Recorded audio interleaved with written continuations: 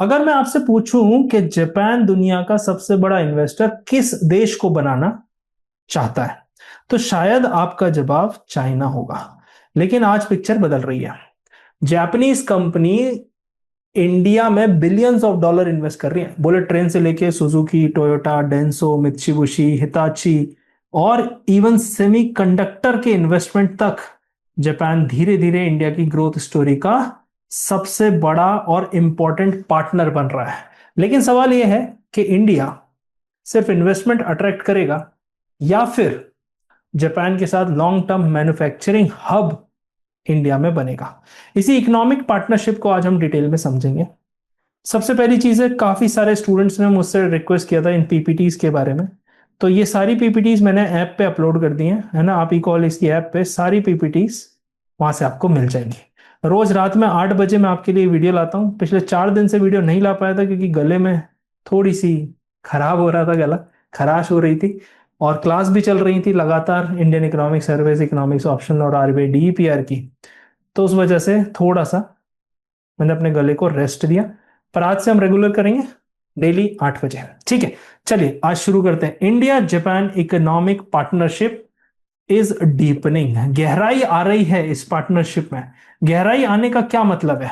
गहराई आने का सिंपल सा मतलब यह है कि इंडिया अब डीपली इंगेज कर रहा है। ऐसा नहीं है कि जापान के साथ हम पहली बार इंगेज कर रहे हैं। पास्ट में भी जापान और इंडिया के रिलेशन काफी अच्छे रहे हैं। एक कल्चरल अगर बाइंड की बात करूं तो मैं बुद्धिज्म से स्टार्ट हुआ है रिलीजन के हिसाब से। आप देखो तो दोनों जगह के लिए ये कॉमन फिनोमेना है। प्लस आजादी के टाइम की बात करूं तो सुभाष चंद्र बोस और बाकी सारी चीजें से भी लिंक्ड होते हैं। तो यहां पर हम समझते हैं कि इंडिया और जापान जो आज है ना, आज एक स्ट्रॉन्गेस्ट स्ट्रैटेजिक पार्टनरशिप बनाने की कोशिश कर रहे हैं एशिया में। और या फिर अभी भी हम कह सकते हैं कि ये पार्टनरशिप अभी भी है। मतलब ये सिर्फ प्योरली कमर्शियल रिलेशनशिप नहीं है। ये पार्टनरशिप ना काफी सारी चीजों पे बेस्ड है, जैसे इकोनॉमिक्स पे, है ना, सिक्योरिटी पे, टेक्नोलॉजी पे, इंफ्रास्ट्रक्चर पे और सबसे इंपॉर्टेंट शेयर्ड डेमोक्रेटिक वैल्यूज पे। मतलब ये जो रिलेशनशिप है ना, ये फॉर्मली इवॉल्व हुई है बाय द टाइम। अब पहले क्या था? पहले सिर्फ रिलेशनशिप नॉर्मल ट्रांजैक्शनल थी, है ना, कमर्शियली वाइबल थी। पर अब ये स्पेसिफिक स्ट्रैटेजिक तरीके से ग्लोबल पार्टनरशिप में बदल रही है। 2014 से अगर मैं बात करूं, ऐसा सरकार का भी स्टेटमेंट है। तो इससे क्या हो रहा है? ट्रस्ट बढ़ रहा है दोनों कंट्रीज के बीच में। अब जापान क्यों इंपॉर्टेंट है हमारे लिए, हमको सबसे पहले ये समझना है कि जापान का सबसे बड़ा इंपॉर्टेंस क्या है। तो सबसे पहले हम समझते हैं कि ये जो स्ट्रॉन्ग स्ट्रैटेजिक रिलेशनशिप है, इसका क्या मतलब है, क्यों हमारे लिए India Japan special strategic partnership important है। अब जापान जो है क्या है, वर्ल्ड की fourth largest economy nominal GDP की बात करूं तो, है ना। रीसेंट रैंकिंग ऊपर नीचे होती रहती है। पर one of the world's biggest capital exporter है जापान। और ये जापान कंट्री एडवांस मैन्युफैक्चरिंग में भी काफी आगे है। और रोबोटिक्स, प्रिसीशन इंजीनियरिंग और हाई स्पीड रेलवे के लिए तो जानी जाती है। मतलब आप जापान में जाएंगे तो जापान की जो ट्रेन है वो समुद्र के अंदर से जाती है। मतलब आप सोचो, समुद्र के अंदर से ट्रेन ले जा रहा है, गजब की इंजीनियरिंग है। तो शॉर्ट टर्म इन्वेस्टर नहीं, जापानीज फर्म जब इन्वेस्ट करती है ना, तो लगभग 20 से 30 साल के पर्सपेक्टिव में वो इन्वेस्ट करते हैं। 20 से 30 साल, आप समझ सकते हैं। तो इसका मतलब एक वैल्यूएबल पार्टनर बनते हैं। सस्टेनेबल डेवलपमेंट की बात होती है। हिस्टोरिकल कॉन्टेक्स्ट की बात करो तो इंडिया को काफी सपोर्ट मिला है। मतलब जापान ने काफी सपोर्ट किया डिकेड से अंडर ओडीए। ओडीए क्या होता है? Official development assistance. इसके अंदर के एग्जांपल्स में अगर बात करूं तो मेट्रो है, दिल्ली की मेट्रो, है ना, जापानीज फाइनेंस से बनी है, जेआईसीए ने फंड किया था। फिर अभी जो बन रही है Mumbai Ahmedabad high speed rail, जिसे बुलेट ट्रेन प्रोजेक्ट भी कह रहे हैं, वो भी है। डेडिकेटेड फ्रेट कॉरिडोर बन रहा है, मतलब मालगाड़ी को चलने के लिए अलग से पटरी। अभी क्या सेम पटरी पे चलती है तो पैसेंजर भी परेशान, मालगाड़ी भी परेशान। फिर इंडस्ट्रियल टाउनशिप्स बनी है ना। ये इंडस्ट्रियल टाउनशिप बहुत इंपॉर्टेंट, वाटर सप्लाई के काफी सारे प्रोजेक्ट्स में भी इन्वॉल्व है। तो मतलब सिंपल सी चीज है, आप देखो कितनी सारी चीजों की वजह से मिलियंस ऑफ इंडियंस को फायदा हुआ है जापानीज इन्वेस्टमेंट की वजह से, जो कि कहीं ना कहीं एक सिंबल है ना इंडिया जापान इकोनॉमिक कोऑपरेशन का।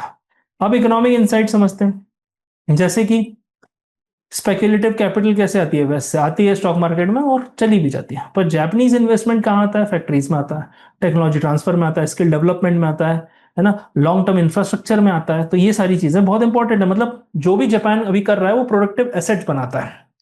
फिर 200 plus new businesses agreement sign हुए हैं। अभी इसमें इलेक्ट्रॉनिक्स है, सेमीकंडक्टर है, लॉजिस्टिक्स है, फाइनेंशियल सर्विसेज है, स्टार्टअप्स है, हेल्थ केयर है, काफी सारा है ना, मल्टी सेक्टर इन्वेस्टमेंट यहाँ पर अग्रीमेंट साइन किया गया है। अभी ये अग्रीमेंट क्यों मैटर करते हैं? क्योंकि भाई अगर फैक्ट्री बनानी है, बिजनेस अग्रीमेंट फर्स्ट स्टेप है, फैक्ट्री का कंस्ट्रक्शन होगा, ज्वाइंट वेंचर्स के अग्रीमेंट साइन किए जाएंगे, टेक्नोलॉजी शेयरिंग होगी, सप्लाई चेन का इंटीग्रेशन होगा, ये सब इंपॉर्टेंट है। मतलब जब सुजुकी एंटर हुई थी इंडिया में 1980s में, है ना, हम सबके पास एक ही कार हुआ तो करती थी, मारुति सुजुकी। मारुति उद्योग लिमिटेड इंडिया का था, सुजुकी जापान का था, है ना, तो कोलैबोरेशन जॉइंट वेंचर था। तो ये सबसे पहले अग्रीमेंट से शुरू हुआ था। आज मारुति सुजुकी अगर आप देखो तो डोमिनेट करती है इंडिया के कार मार्केट में, 50% मार्केट शेयर है, हर दूसरी कार सुजुकी की है। क्योंकि मारुति उद्योग लिमिटेड बाद में सुजुकी में मर्ज कर दी गई जब सरकार ने उसमें डिसइन्वेस्टमेंट किया, पूरा पूरा ही प्राइवेटाइजेशन कर दिया था। और इंडिया एक्सपोर्ट भी करता है, मतलब आप ऑस्ट्रेलिया में भी कारें देखोगे तो मारुति सुजुकी कारें आपको विदेश में भी दिख जाएंगी। ओवर 10 बिलियन न्यू इन्वेस्टमेंट के कमिटमेंट है। अभी कमिटमेंट कहाँ कहाँ है? इलेक्ट्रिक व्हीकल्स में है, ऑटो कंपोनेंट में, इलेक्ट्रॉनिक्स में है, केमिकल्स में है, फाइनेंसिंग सर्विसेज में है, वेयर हाउसिंग में है, रिन्यूएबल एनर्जी में, यहाँ सब जगह इन्वेस्टमेंट है। तो 10 बिलियन का इन्वेस्टमेंट बहुत सही है। फिर लॉन्ग टर्म इन्वेस्टमेंट का क्या फायदा है? जो कि मैंने आपको बताया, जॉब्स क्रिएट होती, टेक्नोलॉजी ट्रांसफर होता है, हमारे लोग सीखेंगे भाई जापानीज टेक्नोलॉजी, इससे हम एक्सपोर्ट भी जनरेट करते हैं, प्रोडक्टिविटी भी इंप्रूव होती है हमारे देश की। मतलब सिंपल है कि यहाँ पर जो जापान का एफडीआई है वो इंडिया में बढ़ रहा है ना। और अगर मैं कंपनीज की बात करूं तो ढेरों कंपनी, नाम लेते लेते वीडियो लंबा हो जाएगा। Suzuki, Toyota, Honda, Sony, Panasonic, है ना, Hitachi, Mitsubishi, Denso, Daikin, Daikin के एसी आपने सुने होंगे, सॉफ्ट बैंक भी जापान का ही है। सेक्टर वाइज इन्वेस्टमेंट भी है इंडिया में। अब ये सब इंडिया को क्यों चूज किया? मतलब क्यों इंडिया? क्योंकि इंडिया एक फास्टेस्ट ग्रोइंग मेजर इकोनॉमी है। इंडिया ने मेंटेन किया highest GDP level growth among major economies काफी लंबे समय तक। तो इंडिया ने वो चीज करके दिखाई जो बाकी कंट्रीज के लिए चैलेंजिंग थी, है ना। वही बात करूं तो जापान क्यों अट्रैक्ट हो रहा है? क्योंकि इन्वेस्टर कहीं ना कहीं वैसा ही देखते हैं जहां डिमांड एक्सपैंड हो रही है। अब इंडिया में क्या हो रहा है? कारें लोग खरीद रहे हैं, इलेक्ट्रॉनिक्स हो रहा है, इंश्योरेंस पेनिट्रेशन बढ़ गया, जब से जीएसटी उस पर 0 हुआ है तब से और बढ़ गया, housing, health care, consumer goods, ये सब का कंजम्पशन इंडिया में है और यही सब जापान बनाता भी है। तो high growth and demographic potential भी है। फिर मैन्युफैक्चरिंग एक्सपेंशन भी है। क्यों? क्योंकि इंडिया ने पॉलिसी ऐसी बनाई, जैसे मेक इन इंडिया हो गई, पीएलआई स्कीम हो गई, इंडिया के सब सेमीकंडक्टर की स्कीम हो गई, एनएलपी हो गई, नेशनल लॉजिस्टिक्स पॉलिसी, जिसमें लॉजिस्टिक्स की कॉस्ट हमको कम करनी है क्योंकि पूरा देश ई कॉमर्स में शॉपिंग कर रहा है ना। पीएम गति शक्ति भी है इंफ्रास्ट्रक्चर के लिए। जैसे एप्पल के सप्लायर्स ने क्या किया, फॉक्सकॉन और टाटा एंटरप्राइज के साथ मिलके, टाटा इलेक्ट्रॉनिक्स के साथ मिलके, है ना, कई सारे कंपोनेंट मैन्युफैक्चर हो रहे हैं, आईफोन इंडिया में बन रहा है। तो आप देखो उसके बेनिफिट मिल रहे हैं सप्लाई चेन का पार्ट बनने। और फिर India stable, democratic and policy environment है। मतलब ये जो सरकार है जो 2024 में बनी थी 240 पे अटक गई थी, पर एनडीए के सरकार ने, कोalition गवर्नमेंट ने कभी ऐसा फील ही नहीं होने दिया कि ये गठबंधन की सरकार है और ये सरकार के पास एक पार्टी का मेजोरिटी नहीं है। तो यहाँ पे पॉलिसी भी प्रिडिक्टेबल है, रूल ऑफ लॉ है, इंडिपेंडेंट जुडिशरी है हमारे, स्टेबल इंस्टीट्यूशन है, प्रिडिक्टेबल पॉलिसी, और क्या चाहिए इन्वेस्टर। मैं मानता हूं आपका ओपिनियन और भी हो सकता है, कमियां हर सिस्टम में है, कमियां यूएस में भी है, यूएस प्रेसिडेंट में कमियां है, तो सब जगह है ना। तो ऐसा नहीं कह सकते। अब कई कंट्रीज डिक्टेटरशिप में है तो वहां पे लोग भी परेशान है, ऐसा नहीं है कि सब तरह की चीजें आपको सब जगह मिलेगी, है ना। तो सबसे बड़ा इंपॉर्टेंट क्या है कि Japan increasingly sees India as preferred long term investment destination in Asia. ठीक है, आगे बढ़ते हैं। Why Japan is shifting from China to India. ये बहुत इंपॉर्टेंट है समझना कि क्यों भाई चाइना से इंडिया की तरफ क्यों शिफ्ट हो रहा है। सबसे पहली चीज है, कई बार मैं आपको वीडियो में बता भी चुका हूं कि राइजिंग जियोपॉलिटिकल रिस्क है। मतलब 3 डेकेड से China was Japan preferred manufacturing destination. मतलब आप छोटा सा स्टोर देख लो, मिनीसो आपने सुना होगा, है ना, आपके शहर में होगा मिनीसो, आप देखिएगा जापानीज है बट आप सारे प्रोडक्ट पढ़ोगे मेड इन चाइना ही लिखा रहता है उधर। पर अब जियोपॉलिटिकल रिस्क बढ़ती जा रही है। कैसे? जैसे US trade war, US China trade war हो गई, है ना, फिर चाइना में लेबर कॉस्ट बढ़ रही है, फिर जियोपॉलिटिकल टेंशन भी बढ़ रहे हैं चाइना के किसके साथ? ताइवान के साथ। फिर कोविड-19 की वजह से सप्लाई चेन में डिसरप्शन भी आया था, है ना? फिर एक्सपोर्ट रिस्ट्रिक्शंस बढ़ती जा रही, क्रिटिकल टेक्नोलॉजी की, रेयर अर्थ मेटल्स की, सबकी। आप देखो अभी एप्पल ने लैपटॉप के प्राइस कितने ज्यादा बढ़ा दिए, है ना? बहुत बड़े लेवल पे प्राइसेस बढ़े हैं। अब जब इतने लेवल पे प्राइसेस बढ़े हैं तो आप समझिए कि वो चिप की वजह से, सप्लाई चेन डिसरप्शन, बहुत सारी चीजों की वजह से बढ़े। तो जापान की जो कंपनी है ना, वो मैन्युफैक्चरिंग की लोकेशन को डाइवर्सिफाई करना चाहती है। चाइना प्लस वन उसी का पार्ट है। मतलब ये मतलब नहीं है कि चाइना छोड़ रहे हैं, पर चाइना के लिए एक ऑल्टरनेटिव हो जाए। सारी कंपनी चाइना प्लस वन के मूड में है। एप्पल, सैमसंग, है ना, डेल, एचपी, सब कुछ। जापानीज ऑटो मैन्युफैक्चरिंग कंपनीज भी ऐसा ही ढूंढ रही है ना? क्योंकि एक सप्लायर पे रिलाय करना डिफिकल्ट भी है, रिस्की भी है ना? जैसे स्ट्रेट ऑफ हॉर्मुज पे रिलाय करना कितना रिस्की साबित हुआ। फिर India large democrat domestic market है, ठीक है। अब डोमेस्टिक मार्केट क्यों है? क्योंकि India offers something China no longer offers. क्या? चाइना में डोमेस्टिक कंजम्पशन भी कम हो रहा है धीरे धीरे, पर इंडिया में डोमेस्टिक कंजम्पशन रैपिडली इंक्रीज हो रहा है। दूसरा, यंग पॉपुलेशन है चाइना से ज्यादा, और एक्सपैंडिंग मिडिल क्लास है, जिनकी एस्पिरेशन है कि भाई फोन खरीदना है, गाड़ी खरीदनी है, अच्छा घर खरीदना है, सब चीजें एस्पिरेशन है। फिर growth in manufacturing and financial services है, क्योंकि इंडिया का जो डोमेस्टिक, आप देखो, आप किसी भी साउथ एशियन कंट्री में चले जाओ, टोयोटा की गाड़ियां आपको दिख जाएंगी। अब इंडिया में भी काफी है ना? फॉर्च्यूनर है गई, इनोवा हो गई, सब टोयोटा की गाड़ियां हैं। African markets, middle east, south Asia, सब जगह, है ना, इकोनॉमीज ऑफ स्केल का फायदा भी मिलेगा। फिर growth in manufacturing and financial services, industrial corridor, highway बेहतर हो रहे हैं हमारे यहाँ, डेडिकेटेड फ्रेट कॉरिडोर बन रहा है, गवर्नेंस डिजिटल हो गया है ना? बहुत कुछ चीजों में आपको ऑफिशियल से मिलने की जरूरत ही नहीं है। फिर यूपीआई है, डिजिटल बैंकिंग है, फाइनेंशियल इंक्लूजन है, इंश्योरेंस का पेनिट्रेशन बढ़ रहा है। तो सब जगह मतलब जापानीज बैंक्स भी इंटरेस्टेड है, इंडिया में प्रेजेंस बढ़ा रहे हैं, फ्यूचर इन्वेस्टमेंट की चीजें देख रहे हैं। अब रिसेंट ट्रेंड क्या है? जापान का एफडीआई इंडिया में हाई पे है हमेशा, कंटिन्यूस राइजिंग चल रही है, warehouse, renewable energy, logistics, सब जगह। फिर investment in China witnessing slow down. अब चाइना की बात करूं तो चाइना में भी ये स्लो डाउन दिखा है, कॉस्ट बढ़ गई है, जियोपॉलिटिकल अनसर्टेनिटी और डाइवर्सिफिकेशन एक, कई कह सकते हैं कि जरूरत बन गई है समय की। फिर आ जाते हैं Japanese bank expanding aggressively in India, ये भी हमने देखा है ना? एमयूएफजी करके हैं, आप इसके बारे में और पढ़ सकते हैं, बट यहाँ के लिए इतना बहुत है ना। ये इसने पार्टनर किया इंडियन फाइनेंशियल इंस्टीट्यूशंस के साथ, कॉर्पोरेट लेंडिंग और इंफ्रास्ट्रक्चर प्रोजेक्ट्स के लिए। तो जियोपॉलिटिक्स क्या है ना, ग्लोबल जियोपॉलिटिक्स जो है ना, वो एक्सेलरेट कर रही है ना, इंडिया की इमरजेंस। क्योंकि जापान के लिए लॉन्ग टर्म इन्वेस्टमेंट ढूंढना है चाइना से बाहर, कहां हो सकता है? उसके लिए इंडिया बोला come and make in India. ना what India must improve, India को क्या इंप्रूव करने की जरूरत है? बहुत जरूरी है, हम कई वीडियो में डिस्कस करें। First of all, faster contract enforcement, मतलब कागजों के उसमें चक्कर में ना फंसा रहे हैं। इन्वेस्टर के लिए टाइम सबसे ज्यादा इंपॉर्टेंट होता है, प्रोमिस इंपॉर्टेंट होते हैं। कोई भी डिस्प्यूट हो, सालों लग जाए उसको ठीक होने में, ठीक नहीं है। मतलब सिंगापुर की बात करूं तो वो कमर्शियल डिस्प्यूट को इतना तेजी में क्लियर करते हैं। तो डिस्पाइट स्मॉल मार्केट है सिंगापुर, बट फिर भी सबसे ज्यादा इन्वेस्टमेंट अट्रैक्ट भी करता है। फिर दूसरा, simpler tax and regulatory framework. मतलब टैक्स क्या है ना, प्रेडिक्टेबल होना चाहिए। अगर कोई इन्वेस्टर हिसाब लगा रहा है तो उसको टैक्सों का भी हिसाब लगाता है कि फ्यूचर में मुझे इतना टैक्स पे करना पड़ेगा और इतना इनकम आएगी तो। पर जैसे इंडिया में वोडाफोन का टैक्स हुआ, रेट्रोस्पेक्टिव टैक्स लगा देते हैं, मतलब पुराने काम पे टैक्स लगा दिया एक्स्ट्रा। तो ये कंसर्न बढ़ाता है इन्वेस्टर्स के मन में कि यहाँ कुछ भी हो सकता है।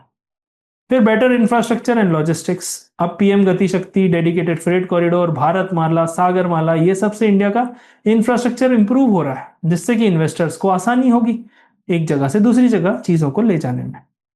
फिर फ्लेक्सिबल लेबर इकोसिस्टम है, मतलब हमारे यहाँ स्किल्ड वर्कर्स कम है पर है, फ्लेक्सिबल हायरिंग है, इतनी कठिन हायरिंग नहीं है। जैसे यूएस में एम्प्लॉय हायर करना बहुत डिफिकल्ट होता जा रहा है, इसीलिए वो सब आउटसोर्स करते हैं, है ना। फिर कंटिन्यूस ट्रेनिंग की बात कर लें तो इंडिया में कंटिन्यूस ट्रेनिंग भी होती है। वियतनाम भी है, वियतनाम भी मैन्युफैक्चरिंग हब बन रहा है वैसे ही, क्योंकि यही सारे एडवांटेज उनके पास भी है। तो इंडिया ने अगर फटाफट ये चीजें आगे नहीं बढ़ाई तो कहीं ना कहीं हम लूज आउट कर जाएंगे जो एडवांटेज आज हमारे पास है। ईज ऑफ डूइंग बिजनेस बहुत जरूरी है, मतलब आपको स्टार्टअप रजिस्टर करना है और रजिस्टर करने में मान लो एक सर्टिफिकेट लेने में 30 डेज लगते हैं, फिर जीएसटी लेने में अगले 15 दिन और लग गए, फिर कुछ और चीज पीएफ रजिस्ट्रेशन, ये सब में 60 डेज लग गए। आप सोचो 2 महीने आपके इसी में चले। तो गुजरात, तमिलनाडु, कर्नाटका क्यों अट्रैक्ट कर रहे हैं जापानीज इन्वेस्टमेंट? क्योंकि वहां पे ईज ऑफ डूइंग बिजनेस आसान है, हर चीज के लिए आपको पैसे नहीं देने पड़ते हैं, है ना, क्योंकि इसे पॉलिटिशियन करप्ट नहीं होते बेटा, है ना, एडमिनिस्ट्रेशन भी करप्ट होता है। फिर ASEAN economies remain strong competitors Japanese capital के लिए। आसियान, वियतनाम हो गया, थाईलैंड हो गया, इंडोनेशिया, मलेशिया, ये सब भी तेजी से अट्रैक्ट कर रहे हैं जापानीज कैपिटल। तब यहां से ये चीज है कि जब इंडिया ये सारी चीजें कर लेना, तो इंडिया को ease of doing business, regulation, इन सब चीजों को इंप्रूव करते हुए इंडिया जापान को अट्रैक्ट कर सकता है। सबसे बड़ी इंपॉर्टेंट चीज पता है क्या है? कि जब हम जापान को देखते हैं ना, तो ऑटोमोबाइल, इलेक्ट्रॉनिक्स, बैटरी, सेमीकंडक्टर, मतलब जो भी चीज फ्यूचर की इंडस्ट्री है ना, वो जापान के पास है। और हमको क्या चाहिए? हमको चाहिए एफडीआई। जब एफडीआई आएगा तो एम्प्लॉयमेंट बढ़ेगा, जॉब मिलेगी हमारे। एआई जॉब खा रहा है देश में, अगर कोई ऐसी कंपनी आ रही है जो जॉब क्रिएट कर सके तो क्या बुरा है उसमें? फिर हम एक्सपोर्ट्स भी ग्रो कर सकते हैं, इनोवेशन आएगा हमारे यहाँ, टेक्नोलॉजी का स्पिल ओवर होगा। स्पिल ओवर आप समझते हैं, मतलब एक सेक्टर में टेक्नोलॉजी आई, उसका रिपल इफेक्ट सब जगह होता है।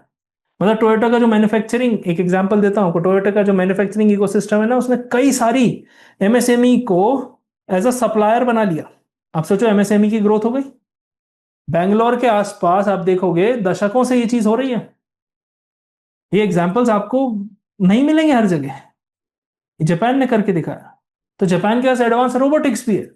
इंडिया के पास क्या है? वास्ट वर्कफोर्स है, इंजीनियरिंग। अब वो इंजीनियरिंग, मैं मानता हूं आप कहोगे 5% काम किया, ठीक है, 5% ही चाहिए जापानीज को, उसका स्पिल ओवर इफेक्ट तो कहीं ना कहीं दिखेगा ना। तो हम और जापान मिलके एक कॉम्पिटिटिव मैन्युफैक्चरिंग इकोसिस्टम बना सकते हैं, है ना। उस हिसाब से ट्रेनिंग मिलेगी उन्हें, तो एक इकोसिस्टम बन जाएगा जिससे लॉन्ग टर्म बेनिफिट्स होंगे। तो सबसे सिंपल सी चीज क्या है? इंडिया और जापान अभी एक इकोनॉमिक पार्टनरशिप ही नहीं बना रहे, वो फ्यूचर को शेप कर रहे हैं पूरे एशिया का। मतलब जापान के पास कैपिटल है, टेक्नोलॉजी है, इंडिया के पास वर्कफोर्स है, लार्ज मार्केट है, डिजिटल इनोवेशन है, एंटरप्रेन्योरियल एक्टिविटी है। तो गोल ये नहीं है कि हमारे पास कितने येन आए हैं, है ना, येन जापानीज करेंसी है। इंडिया का गोल है कि भाई जॉब्स बढ़े, एक्सपोर्ट बढ़े, जिससे हमारी डॉलर इनकम बढ़ सके, फॉरेन एक्सचेंज बढ़ सके, है ना। इंडिया एक सेल्फ कॉन्फिडेंट इंडिया, एक सेल्फ कॉन्फिडेंट इंडियन इकोनॉमी देखना चाहता है जो ग्लोबली लीड कर सके। So that's it for today. I hope you like the video. Don't forget to subscribe to take daily updates at 8 PM। और comment section में आप जरूर बताना आपको क्या लगता है कि जापानीज इन्वेस्टमेंट आने से इंडिया को कितना फायदा होने वाला है, और आपको ऐसा लगता है कोई और सेक्टर है जहां पे हमको ध्यान देने की जरूरत है। तो आपका ओपिनियन मेरे लिए मैटर करता है, क्योंकि आप इस देश के यूथ हैं। आप क्या सोचते हैं वो काफी ज्यादा मैटर करता है, क्योंकि आगे जो भी आज हो रहा है वो कहीं ना कहीं फ्यूचर जनरेशन को ध्यान में रखते हुए। That's it for today. Thank you so much. कल फिर मिलते हैं रात के 8 बजे।